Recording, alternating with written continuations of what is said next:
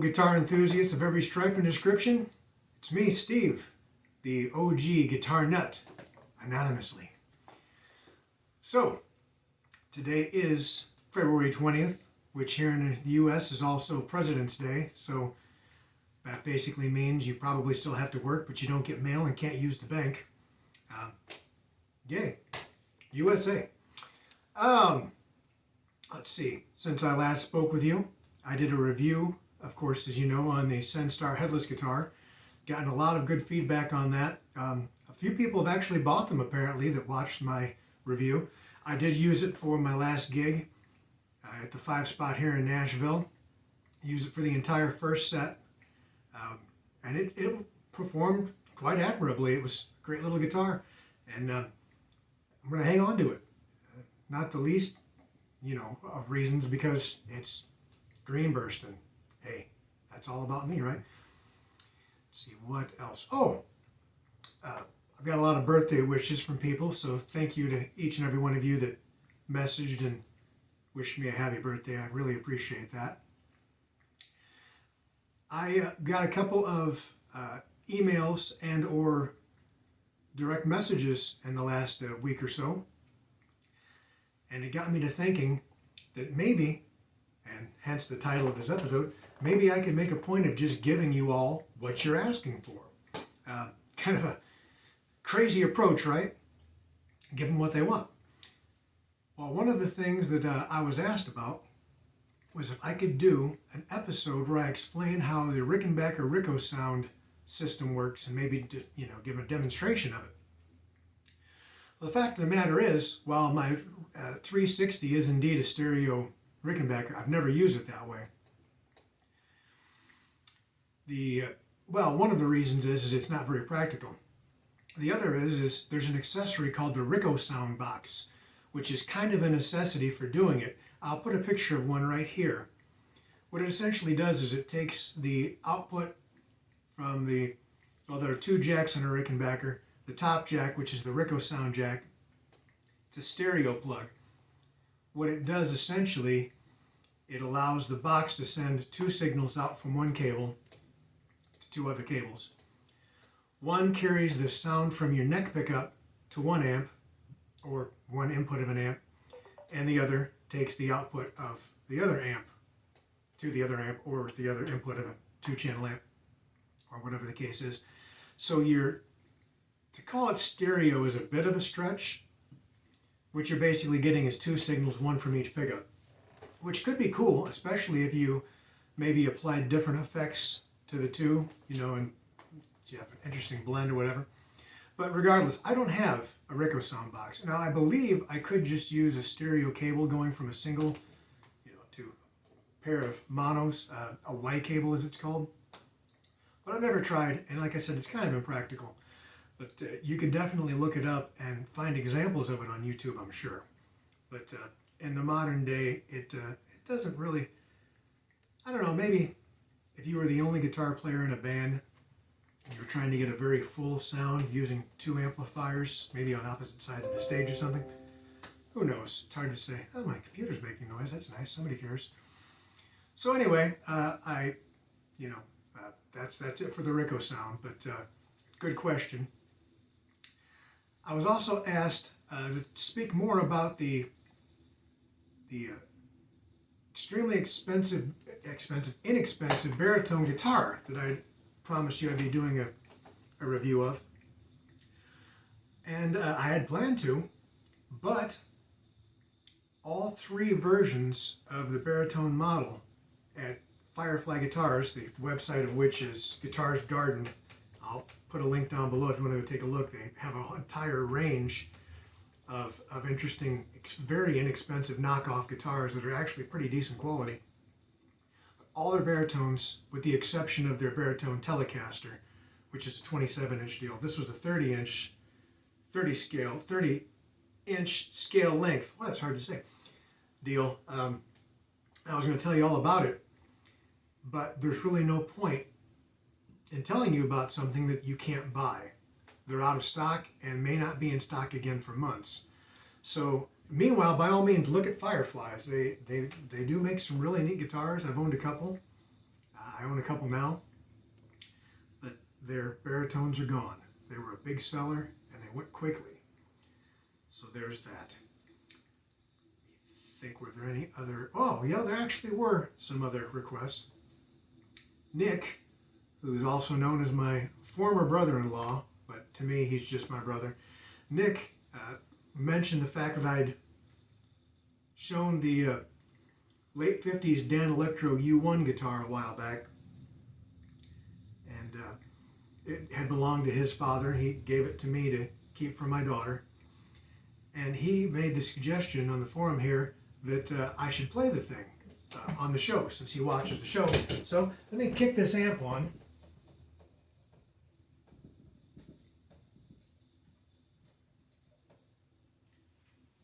And I can do exactly that. Boy, that's loud. So, for you, Nick. Actually, I don't want to use a pick. Here's the old Dano.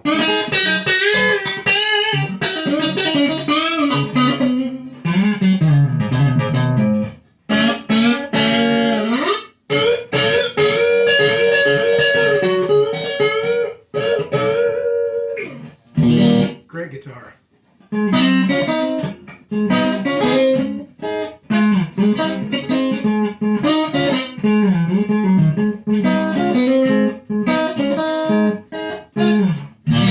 Action's a bit high at the moment. I need to pop the neck off and shim it a bit, I think. And by the way, someone messaged, in fact I believe it was Beeswax Minder, messaged and said that I should put the original bridge back on, and gave me some details about how I can straighten it back out.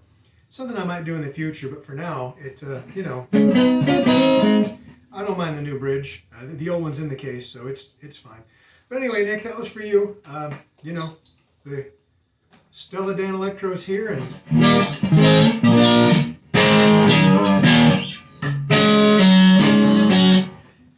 it's in good hands, so it's not going anywhere. Other requests. Beeswax Minder, who I mentioned earlier, messaged and said that he would like to see how I use some of these less common instruments with the band, you know, in context. Maybe he'd like to see something with the baritone, which I'll do in the future. But specifically, he wanted to know about the Teo Mando guitar. And I actually used it at this last gig. We had Kevin Max, famous for, among other things, for having been the lead singer in DC Talk, as well as Audio Adrenaline, who he now just does his own thing. He came on stage and he sang the Roxy Music song "Love Is the Drug" with us. And that was one of two songs that I used the Teo Mando on that night. So I thought what I would do, and I'm not worried about being demonetized since I'm making no money off this channel whatsoever. I'm going to play a little bit of the track of Roxy Music's "Love Is the Drug" and play along with it and let you see what I do. Basically, for the sake of the band, I'm covering what would be the keyboard part, since our keyboard player is busy singing backups and doing other things in this song. So I'm covering what would be the keyboard part. And let me flip on the old Ibanez TSA 15H, my favorite little guitar amp there.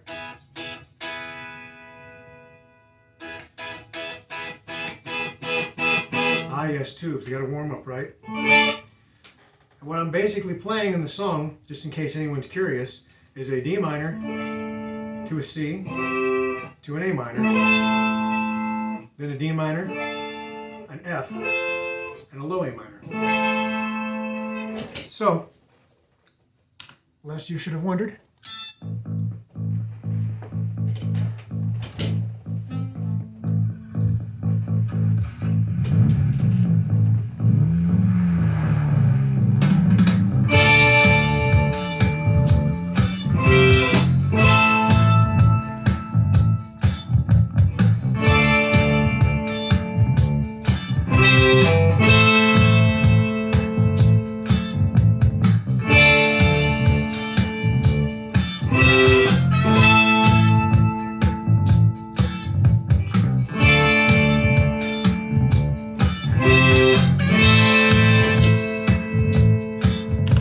So, there's just a little taste of what the Teo does. And of course it'll do all sorts of things. You can use it to play leads, you can use it to make fake mandolin parts, use it for just about anything. The other song I used it on in the last gig, in case anyone's curious, is the Echo and the Bunnymen song Killing Moon, where I'm playing what they originally used a mandolin on. So there's that. So special thank you should go out here to Beeswax Minder for asking some good questions. Now, I'd asked a while back about how people would like me to show my guitar collection. I've got a lot of guitars here, and I suggested I could have a whole episode where I just show guitars and talk about them. It could be a two-parter. There's certainly enough guitars here to make a two-parter out of. Or I could do a guitar of the week, which, frankly, if I did one guitar a week, I'd have more than a year's worth of material just in this room. Yes, there are a few guitars outside of this room as well. And then I thought, well, what if, I do some kind of a compromise? My good friend Steve McWilliams has been messaging me asking, hey, when are you going to do that guitar collection video? So what I thought was maybe, in the spirit of giving them what they want, maybe I'll just take a portion of the collection and show you what I've got. Maybe I could start with this shelf right here behind me, the top shelf.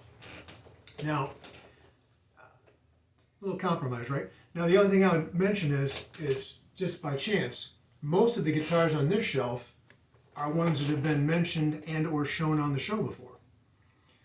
So you may have seen these if you've been following along. If you're new, then this will all be new to you. But let's just jump right in, shall we? So, the very first thing we have here to the right, this case, Roadrunner case, is actually for my Gibson Les Paul, which I actually already have out because I was playing it earlier. You all saw my review for this if you've been watching. Very popular review. To date, I've had 24 viewers message me asking for the contact information from Ming, my guy who set me up with this guitar from China. Since I've had it, I've done just a couple of things. I've changed the knobs, changed to this nice intonable wraparound bridge. Haven't changed the tuners or anything else. I have a little tongue-in-cheek sticker here with my label maker. Now I need to get a little closer. Just for the haters out there. Do I actually think it's better than a Gibson? No, of course not. But dollar for dollar, it's a tough one. So anyway, the Gibson Les Paul Jeff Beck tribute, which is even more poignant now that Jeff's gone. So there's that. Next in line. This is an interesting one. There's actually a story behind these guitars. I'm not going to share with you today, but largely because it's a long story. But an interesting one. I'm currently going down a kind of a baritone rabbit hole. But 10 years ago, when I found myself also in kind of a stagnant place, I rekindled my interest in playing by seeking out something called the plectrum guitar, which is a long scale, 4-string, obscure cousin of the guitar. And to that end, I had some made. And here's one of them. I called it the Mongoose. And you can see it looks like a Les Paul Jr. with an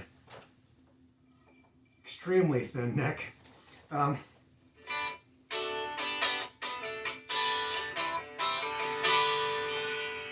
got a couple of Mongoose prototypes. At one point in time, I actually had a mind of producing my own line of guitars and selling them. It's a story I'll share with you sometime, but in the meanwhile, the green Mongoose. Plectrum guitar. not to be confused with a tenor. It's a 27-inch scale. A tenor is a, generally speaking, something more in the realm of a 23-inch scale, tuned in fifths, whereas this is tuned to an open G chord.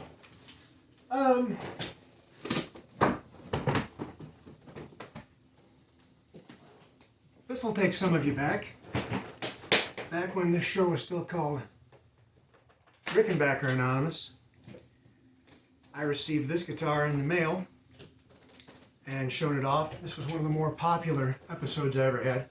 This is my 1967 Rickenbacker Model 420. It was originally exceedingly rare left-handed model that some crazy bozo decided to carve up and modify into a right-handed, thereby pretty much destroying the value, at least the vintage value. Utility value-wise, absolutely great friggin' guitar. I love this thing. I play the snot out of it.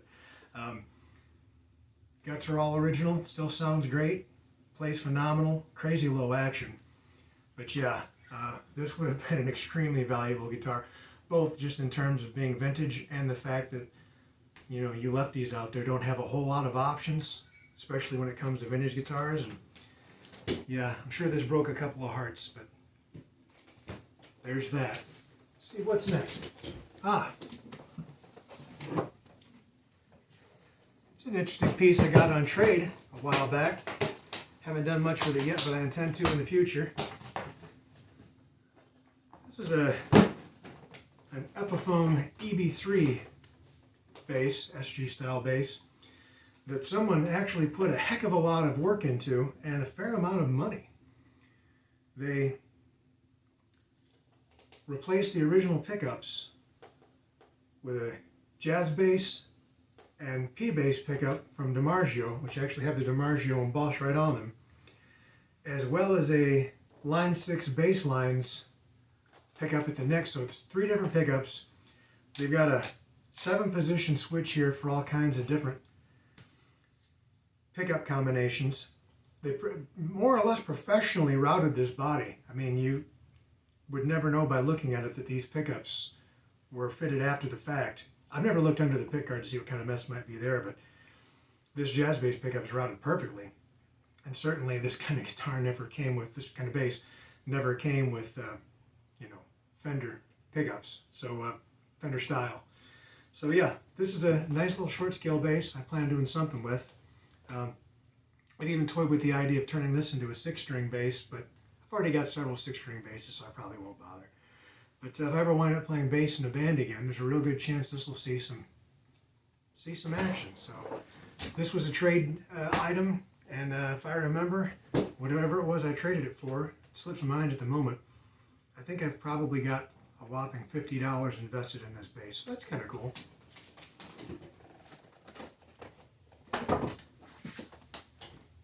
Next up, Rickenbacker case. This is an instrument that I thought about showing you all when we were talking about chickenbackers, but because I'd already had it a while and I didn't really know if the company was still around or whatever the case was, I didn't bother to show it or bring it up. This is basically a Greenburst 360 WB knockoff. See, there's no Rickenbacker logo on the headstock. I made sure of that.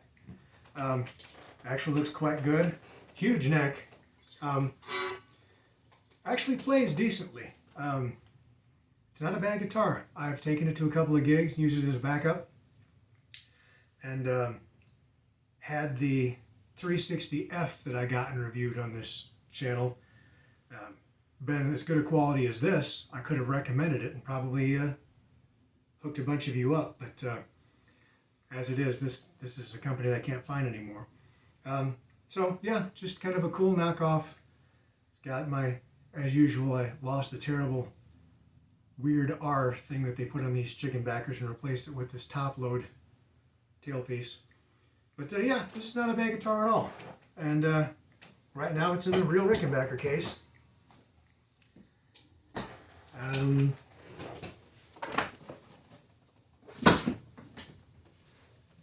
Speaking of real Rickenbacker cases, here's one now. You've seen this guitar before if you've been watching the channel. This is my genuine Model 360. It's a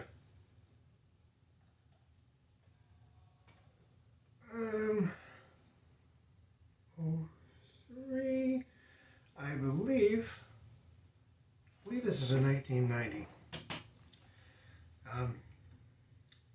Just depends on how you read those serial numbers, but that's what I think we're working with. Yeah, this is the real deal, and it's got the stereo jacks, although I have the stereo one plugged at the moment so I don't accidentally try to use it. And I changed out the knobs for these creamish white ones, and again, put my favorite tailpiece on there.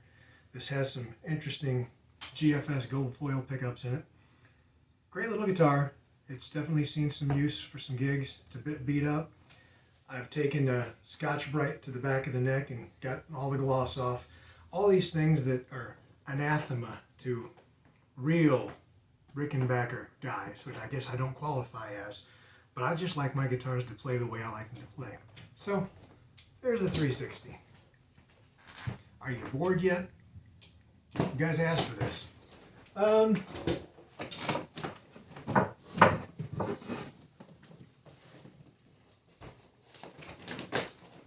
Maybe I'll show one more and stop.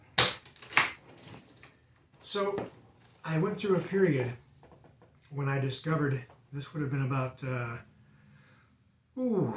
15 years back, I discovered that the guitar that I'd always been looking for and didn't realize it was the Fender Jaguar, 24-inch scale. Somehow it just spoke to me. And I managed to get one, and I fell in love with it. And at the time, I was very involved in this Offset Guitars group, OSG, blog site, whatever you want to call it, group on the internet. And I was in constant contact every day with a bunch of other enthusiasts who were all into Jaguars, Jazzmasters, Mustangs, so forth. And I came up with the idea that what I really wanted was a 12-string Jaguar. Now, granted, there is an offset 12-string guitar that Fender offered back in the 60s, but they're like $5,000 if you can find one. So I knew I wasn't going to get that. But I knew that I could possibly have an existing Jaguar made into a 12-string. So I got a hold of my friend Paul Roney, who went on to form Roney Guitars, which managed to get one of their instruments on the cover of Premier Guitar magazine a few years back. And I said, Paul, can you make a Jaguar into a 12-string? And he said, probably. He says, why don't you get one and send it to me? So I took one of my guitars, my Dan Electro 12-string that I had at the time, put it on Craigslist, looking for a trade for a Jaguar, and pretty quickly some kid from Chicago, I was living near Chicago at the time, got a hold of me and said, I've got one, and he brought it over, and he'd Nirvana'd it, tried to make it like Kurt Cobain's, kind of routed the pickups out with a chisel and a hammer, I think, screwed in some Seymour Duncan humbuckers, and just done a bunch of unfortunate things to this Sunburst Jaguar. But he was willing to trade me straight across, so we did. And I sent that Jaguar off to Paul, said, buy whatever you need to make this work. I want a 12-string Jaguar. And he got back to me and said, well, can you settle for 10? And I said, eh? He said, even after trimming the headstock, there isn't room for 12 tuners on that headstock. He said, can you settle for a 10-string? And I said, and we would just leave the low E and A single, have the other strings doubled? He said, yeah. I said, let's do it. I knew that B.C. Richard offered some 10 strings with that configuration back in the 70s. I said, let's do it. I'll just put really heavy E and A strings on so that they should have an output to match the doubled strings. Well, regardless, enough of that. Here's what we came up with. The Jaguar X. X, of course, for 10. Reshaped headstock. The original Paul Roney logo on the headstock, kind of hard to see because he was still working his way around learning paints at the time. Paul was never much of a finish guy. He was more of a tinker guy, wood guy, and that's fine. So this is what he gave me. We wound up going with one of these keyhole tailpieces. We've got a Tune-O-Matic style bridge on here, which was actually originally done by the Nirvana kid. Paul carved the saddles to make room for the doubled strings. Put in some Jazzmaster pickups of all things. Not so fun fact, I originally had a pickguard loaded with 4 Teisco gold foil pickups that I wanted to put in this. And Paul couldn't get it to work. So in frustration, he gave up and did this. And it wound up being just about the loudest guitar I've ever owned. If I take this to a gig, I actually have to have an underdrive pedal to run this into. So when I step on the pedal, it cuts the signal down because the signal coming out of this guitar is so friggin' hot. It's twice as loud as any other guitar that I have. Anyway, yeah, very much one of a kind, the Jaguar X. So I'm going to stop there. I like to keep these videos in and around 30 minutes, and I think you guys probably had enough. Just a spoiler alert. 2 of the 3 remaining guitars you have seen before. One is my beloved Greco 12-string Rickenbacker copy. The other is that godforsaken Chickenbacker 360F that I ordered that wound up being a complete steaming pile.